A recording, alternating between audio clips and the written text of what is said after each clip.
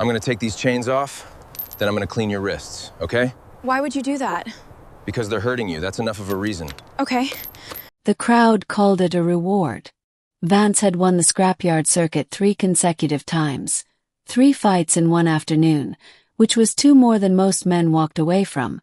And when the dust settled and the noise finally dropped to something below deafening, the warlord Crete had walked out onto the dirt floor with his arms wide and his teeth showing and announced that the champion would receive something special tonight.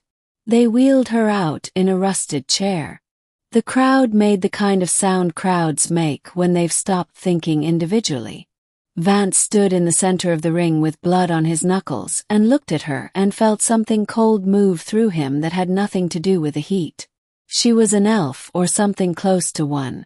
Pale skin. Long black hair. Pointed ears. She was chained to the chair at both wrists and the chains were old and heavy, and she was wearing what had once been a white tank top and was now mostly dirt and torn fabric. Her head was down.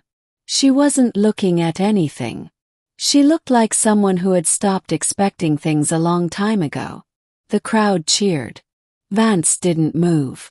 Crete crossed the dirt toward him with his arms still wide. The performance of generosity perfected over years of doing this.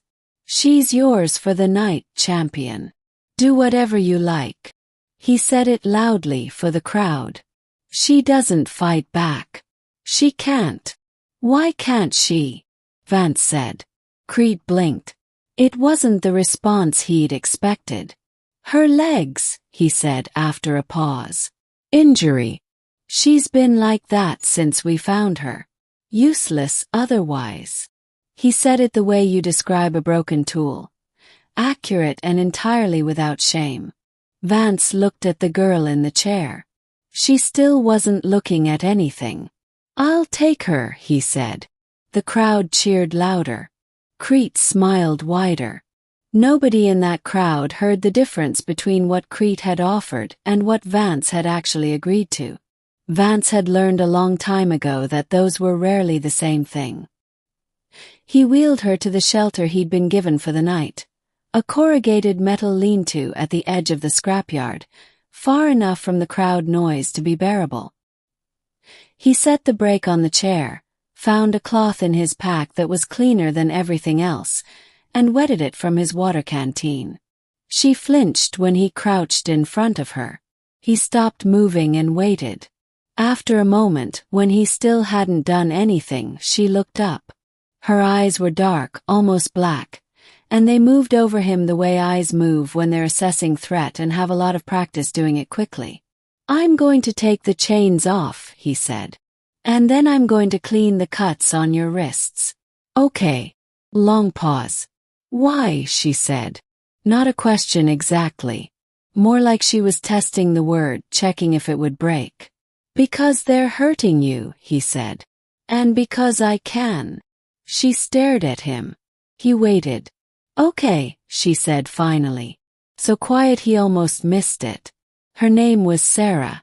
She told him 2 hours later, after the chains were off and her wrists were cleaned and wrapped in the best strips of cloth he could find, after she'd eaten the ration bar he'd given her. Slowly, like someone who had learned not to trust that food would still be there if she reached for it too fast. Sarah, he repeated. How long have you been here? She thought about it. I stopped counting, she said, when counting made it worse. He nodded. He understood that particular math.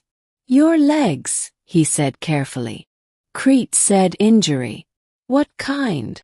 Her expression shifted. Not quite closed but careful. A fall. A long time ago. The nerves. He stopped. My people have healers who could fix it. But my people are 3 territories away and I am here. Vance was quiet for a moment. What would it take, he said, to get you to your people? She looked at him the way she'd looked at him when he'd first crouched in front of her. That fast, practiced threat assessment. But this time there was something else in it. Something that hadn't been there before. You would have to get past Crete's outer patrols, she said slowly. There are 4 checkpoints between here and the eastern boundary. He doesn't let his property leave. She said the last word like it tasted of something foul. I've gotten through worse checkpoints, Vance said. You would risk that, she said. For me. I already decided that when I brought you here instead of leaving you in that ring, he said. She was quiet for a long time. You are a very strange human, she said at last. Yeah, he agreed. I know. They left before dawn. He'd mapped the checkpoint positions during the fights. Old habit, always know your exits. And he knew the third one was undermanned on rotation change at 4 in the morning. He pushed her chair through the scrapyard dark with one hand on the grip and his other hand free, navigating by memory and the faint ambient glow of the processing fires on the eastern edge. The first checkpoint he went around, a long detour through junked vehicle rows, slower but invisible. The second he bluffed through, a folded note that looked official enough in bad light, a confident walk, and the hard-won knowledge that most guards believe what they expect to see. The third checkpoint was the problem. 2 guards, alert, no good angle for bluff or detour. Vance looked at the guards. He looked at Sarah. He looked back at the guards. Stay here, he said quietly. Don't move until I come back. What are you going to? She started. He was already moving. What followed was something Sarah would later describe to her people as the most reckless thing she had ever witnessed performed with complete calm. He walked directly to the checkpoint, started talking and kept talking, loudly, cheerfully about nothing, while moving in a wide arc that took both guards' attention with him and away from the gap in the fence line 30 meters to his left. He kept them occupied for 4 full minutes. 4 minutes was long enough. When he came back around to where he'd left her, she had already pushed herself through the gap and was waiting on the other side. She looked at him through the chain link. You're bleeding, she said. Third guard came around early, he said. It's fine. It is not fine, she said, with a precision that he was starting to recognize as her version of deep feeling.